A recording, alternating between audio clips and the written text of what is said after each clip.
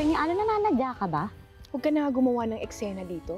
Lalo na at death anniversary ni Mati. It's Meredith's death anniversary. Gusto kaya sila? Kagaya po ni Nanay, hindi ko rin susukuan si Sabrina.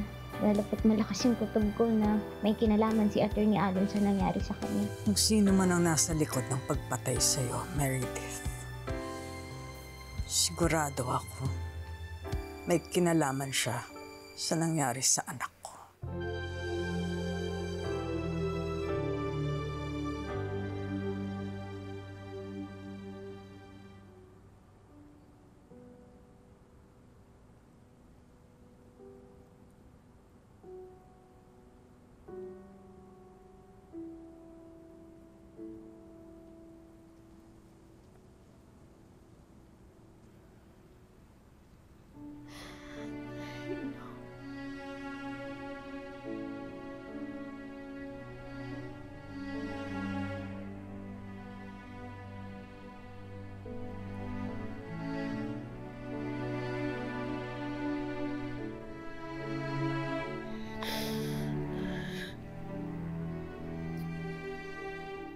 Wala ka nang magagawa pa dyan, Lorena.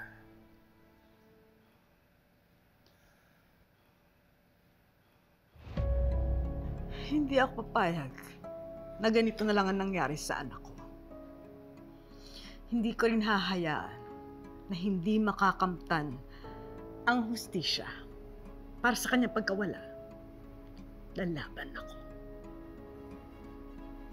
Lalaban? Lalaban para saan? Para sa anak mong wala na? Para sa buhay natin noon na wala na rin? Lahat ng pinaglabanan natin, pinag-ipunan natin, wala na! Kaya tigilan mo na yan, Lorena. Kung gusto mong malaman kung sino pumatay sa anak mo, ang dapat tanggapin mo na siya ang tumapos sa buhay niya. Hindi! Malalaman ko kung sino ang pumatay sa anak natin. Justice is for the powerful, Lorena. Wala na tayong power. Kaya wala ng justice para sa mga katulad natin. And the best thing for you to do is to accept that our son is gone! Wala na si Ino! Gagawin ko ang lahat para malaman ko ang totoo.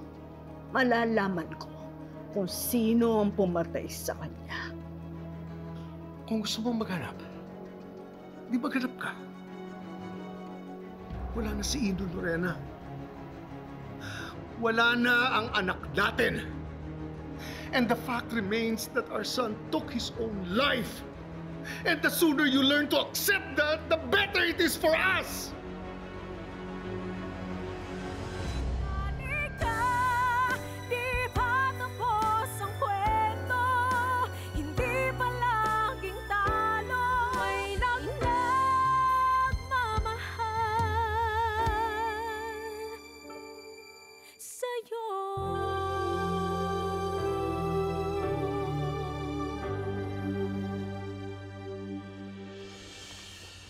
Tracy? Hey, isn't it you have no school today?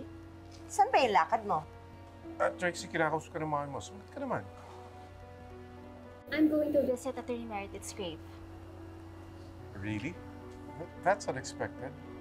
There's a memorial mass for her at Keystone. It's her death anniversary.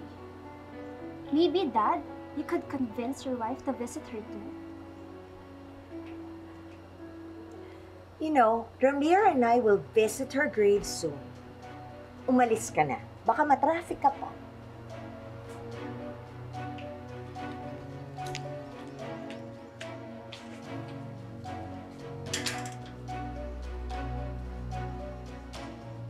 Ganun ba talaga kasama ang loob ng anak mo sa'yo? She seems so angry with you. What's the problem? Ramir, I told you, she's just upset because I scolded her for her reckless post on social media. Yun lang. Hayaan na lang natin siya.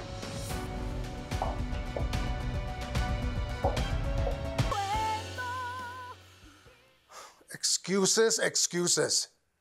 They're just politely turning me down. Alam mo, ang duduwag ng mga hayop na yun eh. Puro walang utang na loob. Yung law firm ni Hill, can you set up a meeting? Just get me an appointment. Ako na ang bahala. Gawa mo ng paraan. Please. Okay. Salamat. Okay. Aalis ka na naman? Bibisitahin ko lang si Ino. What is this? A countdown to Ino's death anniversary? Kagagaling mo lang doon ng isang araw, di ba? I noticed that lately, panay ang labas mo. Hindi pa ba sapat yung sinamahan kita dito for a long time habang nagmumukmuk ka sa nabubulok mong karir? As if naman may choice ka. Nobody wants us out after what happened. Kulang na lang eh. Tratuhin tayo na parang patay. Eh, ginusto mo rin naman yun, di ba? Yung makalimutan nila tayo, pati yung nangyari. Kesa hanapin natin ang katotohanan para sa nangyari sa anak natin. This lockdown has been too long, Cons. Don't worry, I will go out discreetly like I always do.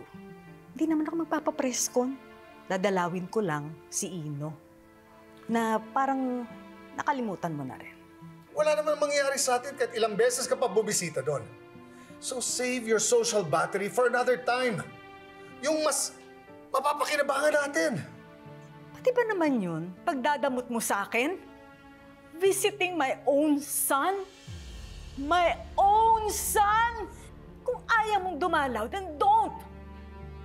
Don't dare tell me how to grieve for him! You think it's easy for me?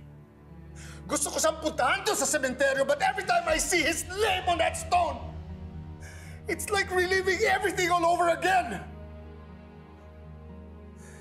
So please, Lorena, the best thing for us to do is just to accept that he's gone. Don't you feel that, Lorena? Doesn't it tear you apart? No. Madali yun para sa akin. It makes me stronger. Because unlike you, I can just sit here at tanggapin yung nangyari. Meron pa akong isang dadalawin. She's gone too. At tulad ni Ino, hindi pa rin niya nakakamit ang katarungan.